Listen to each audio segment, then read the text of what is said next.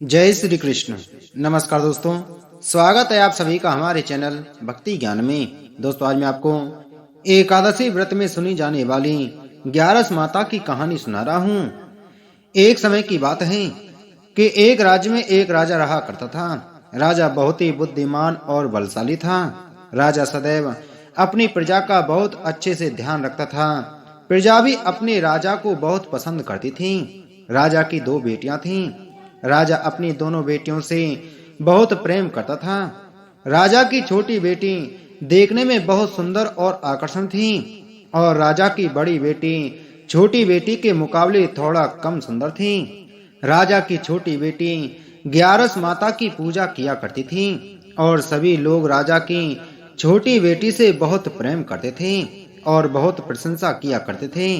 राजा भी अपनी छोटी बेटी को बड़ी बेटी से अधिक प्रेम करता था, जिस कारण राजा की बड़ी बेटी को अपनी छोटी बहन से बहुत नफरत होने लगी थी। राजा की दोनों बेटियां जब बड़ी हो गईं, तब एक पड़ोस राज्य में रहने वाला राजकुमार राजा की बड़ी बेटी के लिए रिश्ता लेकर आया। लेकिन जैसे ही उस राजकुमार की नजर राजा की छोटी बेटी पर पड़ी, तो वह राजकुमार राजा की छोटी बेटी पर आकर्षण हो गया और उससे पहली नजर में प्रेम कर बैठा।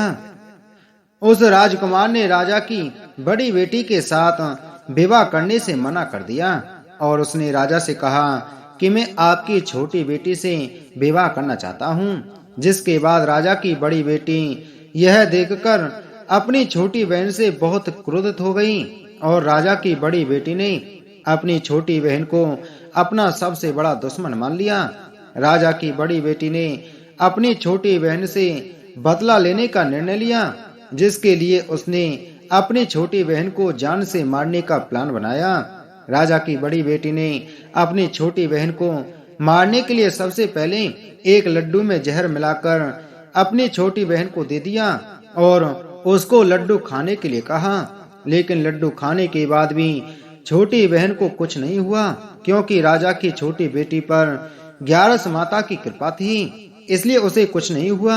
बड़ी बहन यह देखकर बहुत आश्चर्यचकित हो गई, लेकिन बड़ी बहन ने हार नहीं मानी और उसने जब रात में छोटी बहन अपने कमरे में सो रही थी, तब एक मटके में सांप रखकर उसे कमरे में छोड़ दिया। लेकिन सांप भी छोटी बहन का कुछ नहीं कर पाया। जिसके बाद बड़ी बहन ने अपनी छोटी बहन से कहा कि चलो हम लोग कुएं में से पानी भरकर लाते हैं। जिसके लिए वह अपनी छोटी बहन को पानी भरने के बहाने कुएं के पास ले गई और उसने अपनी छोटी बहन को कुएं में धक्का दे दिया।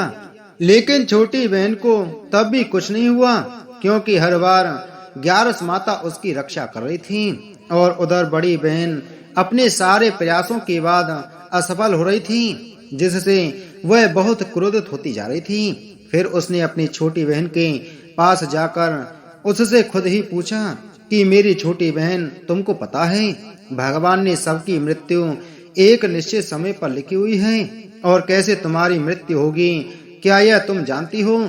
तब छोटी बहन ने अपनी बड़ी बहन को बताया कि हाँ, मैं तो जानती हूँ, मेरी मृत्यु कैसे होगी। छोटी बहन से यह सुनकर बड़ी बहन मन ही मन बहुत प्रसन्न होने लगी और उसने अपनी छोटी बहन से कहा कि तो मुझे अपनी मृत्यु का राज बताओ।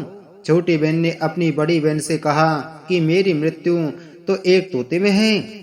जो तोते के गले में एक हार है, उससे मेरी मृत्यु होगी। जब तक कोई भी व्यक्ति तोते को मारकर वह हार अपने गले में पहनेगा, तो मैं मूर्छित हो जाऊंगी और जैसे ही उस हार को अपने गले से उतारेगा, तो मैं वापस से जीवित हो जाऊंगी।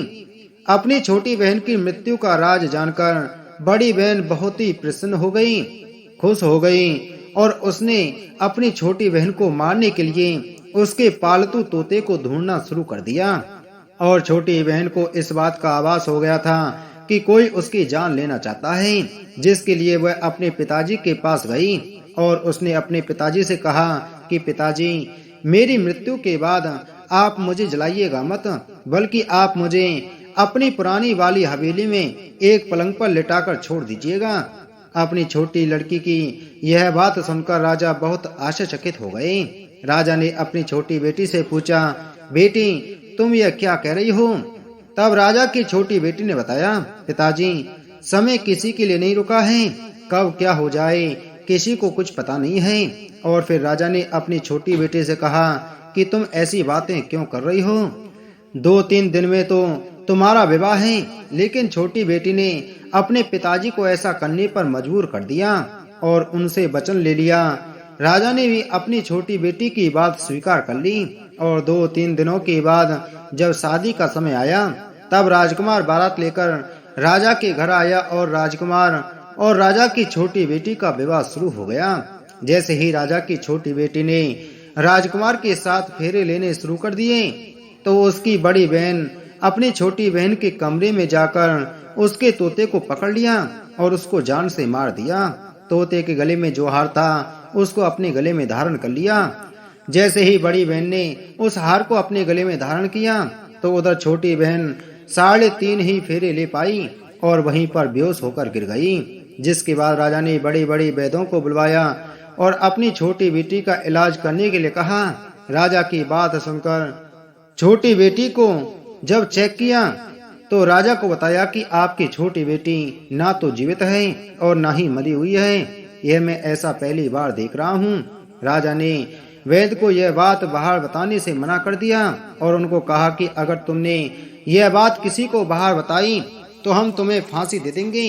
राजा ने अपनी छोटी बेटी को पुराने महल में जाकर एक पलंग पर लिटा दिया और वहां पर कुछ सैनिक को तैनात कर दिया। वापस अपने महल पर आ गया। राजा की बड़ी बेटी अपने पिताजी के पास आई और कहने लगी कि पिताजी, अगर यह शादी संपन्न नहीं हुई तो आपकी इज्जत का क्या होगा। आप कहें तो मैं आपकी इज्जत बचाने के लिए राजकुमार से शादी करने के लिए तैयार हूँ। जिसके बाद राजा ने अपनी बड़ी बेटी की बात मान ली और राजा ने बड़ी बेटी को छोटी बेटी के कपड़े पहनाकर मंडप पर भेज दिया। लेकिन राजकुमार यह जान गया कि यह राजा की छोटी बेटी नहीं है बल्कि यह राजा की बड़ी बेटी है। लेकिन जब राजकुमार ने शादी करने से मना किया तो सभी लोगों ने राजकुमार को विवश करके राजा की बड़ी बेटी से बचे हुए फेरों को संपन्न करा दिया और विवाह करवा दिया। जिसके बाद राजकुमार राजा की बड़ी बेटी को अपने महल ले गया। राजकुमार राजा की बड़ी बेटी से ना तो बात करता था, न ही उसको पसंद करता था और न ही उसके आसपास भटकता था। और राजकुमार ने यह फैसला लिया था कि वह अपनी प्रेमिका को ढूंढ कर रहेगा और यह जानकर रहेगा कि उसके साथ हुआ क्या है।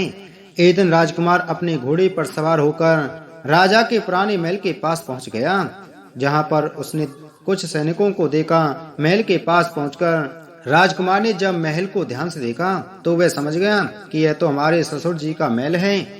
तब राजकुमार ने सैनिकों से पूछा, तुम लोग यहाँ क्या कर रहे हो और इस महल के अंदर उस पलंग पर कौन लेटा है। जिसके बाद सैनिकों ने बताया कि यहाँ पर राजा की छोटी बेटी लेटी है। यह सुनकर राजकुमार बहुत प्रसन्न हो गया और वह तुरंत अपनी प्रेमिका के पास पहुंच गया और उसकी सेवा करने लगा। जैसे ही रात हुई तो राजा की छोटी बेटी उठकर खड़ी हो गई। राजकुमार यह देखकर बहुत खुश हो गया और उसने अपनी प्रेमिका से पूछा कि तुम यहाँ क्या कर रही हो, तुम मेरे साथ मेरे घर चलो।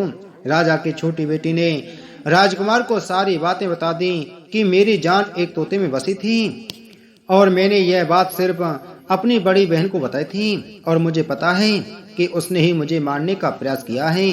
उसके पास एक हार है जिसको वह सुबह पहन लेती है और रात को उतार देती है। जब तक वह हार को पहन के रखती है तब तक मैं मूर्छित रहती हूँ और जैसे ही वह हार को उतार देती है तो मैं जीवित हो जाती हूँ। और जब तक मेरी बड़ी बहन के पास वह हार है तब तक मैं ऐसे ही जीवित और मूर्छित होती रहूंगी। अगर मेरी बड़ी बहन के पास जो हार है वह मेरे हाथ में लग जाए तो मैं हमेशा के लिए जीवित हो जाऊंगी। राजकुमार ने यह बात सुनकर राजा की छोटी बेटी के पास रहने का निर्णय ले लिया और उसने अपने बचे हुए सारे फेरे उस पलंग पर लेटी राजा की छोटी बेटी के साथ ले लिए और अपना विवाह पूर्ण कर लिया और वहीं पर ही रहने लगा। देखते ही देखते कुछ समय के बाद राजा की छोटी बेटी और राजकुमार की पत्नी पेट से हो गई। एक दिन राजकुमार को किसी काम से बाहर जाना पड़ा। तब छोटी बहन के पेट में बहुत तेज से दर्द होने लगा। जिसके बाद उसने 11 माता का आह्वान किया। जिसके बाद वहां पर 11 माता प्रकट हुई और उन्होंने अपने भक्त के दर्द को दूर किया और एक पुत्र की प्राप्ति करवाई। और वहीं पर अचानक से राजकुमार भी आ गया। राजकुमार ने ग्यारस माता को देखा तो वह आश्चर्यचकित हो गया और उसने तुरंत माता को प्रणाम किया। और ग्यारस माता ने राजकुमार से कहा कि जब तुम्हारा बेटा 5 वर्ष का हो जाए तो तुम अपनी पत्नी का हार लाकर इसके गले में डाल देना। और देखते ही देखते राजकुमार और राजा की छोटी बेटी का पुत्र 5 वर्ष का हो गया। तो राजकुमार अपने बेटे से कहने लगा कि बेटा, मैं कुछ काम से बाहर जा रहा हूँ, तुम अपनी माता का ध्यान रखना। और वहां से चला गया। राजकुमार को वहां से बाहर निकलता बड़ी बहन के सैनिकों ने देख लिया और बड़ी बहन को जाकर सारी बातें बता दी। जिसके बाद बड़ी बहन ने अपनी छोटी बहन के पुत्र को वहां से उठवा लिया और उसको मरवा दिया।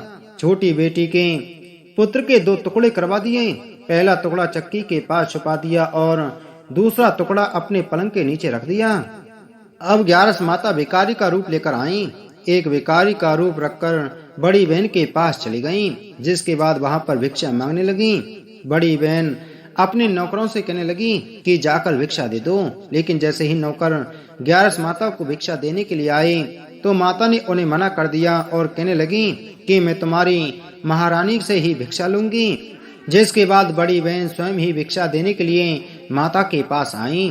तब माता एक बिल्ली का रूप धारण करके उसके कमरे में घुस गईं और वहां पर छोटी बेटी के पुत्र के 2 टुकड़ों को आपस में जोड़ दिया और उसे जीवित कर दिया और वहां से ले गईं। राजकुमार अपने बेटे को लेकर अपनी पत्नी के पास गया, यानी राजा की बड़ी बेटी के पास गया और उसे कहने लगा कि तुम इसका ध्यान रखना। अगर तुम इस बच्चे का अच्छे से ध्यान रखोगी तो मैं तुमसे बात करूंगा। एक दिन राजकुमार ने अपने बच्चे से कहा कि तुम माँ से उनके गले का हार मांग लो। जिसके बाद राजकुमार का लड़का अपनी माँ के पास गया, यानी राजा की बड़ी बेटी के पास गया और कहने लगा कि माँ, मुझे तुम्हारा हार चाहिए जो तुमने गले में पहन रखा है। यह सुनकर पहले तो बड़ी बहन बहुत क्रोधित हो गई, पर उसको यह याद भी आया कि राजकुमार ने कहा था कि अगर मैं इस बच्चे का ध्यान अच्छे से रखूंगी तो वह मुझसे बात करेंगे। जिसके कारण वह हार उस बच्चे को दे दिया और वह तुरंत हार को ले जाकर अपने पिताजी को दे दिया। और तभी राजकुमार अपने बेटे को लेकर वहां से जाने लगा और अपनी पत्नी से कहा कि तुम हमारे लिए खाना बना कर रखना, मैं शाम को आकर तुम्हारे साथ खाऊंगा। और वह अपने बेटे को लेकर वहां से चला गया। जिसके बाद वह राजा के पास गया और उनको सारी बातें बता दी। राजा अपनी बड़ी बेटी की यह करतूत सुनकर बहुत क्रोधित हुए और अपनी परवरिश पर ही दोष देने लगे और राजकुमार को अपनी छोटी बेटी के साथ रहने के लिए आदेश दे दिया। जिसके बाद राजकुमार और राजा की बड़ी बेटी ग्यारस माता की जीवन भर पूजा और उपासना करती रहीं। जिसके बाद वह समस्त सुख भोग कर अंत में बैकुंठ धाम को चले गई। हे ग्यारस माता, जैसे आपने राजा की छोटी बेटी पर कृपा करी, वैसे ही आप अपने सभी भक्तों पर कृपा करना। तो प्रेम से बोलो ग्यारस माता की जय हो।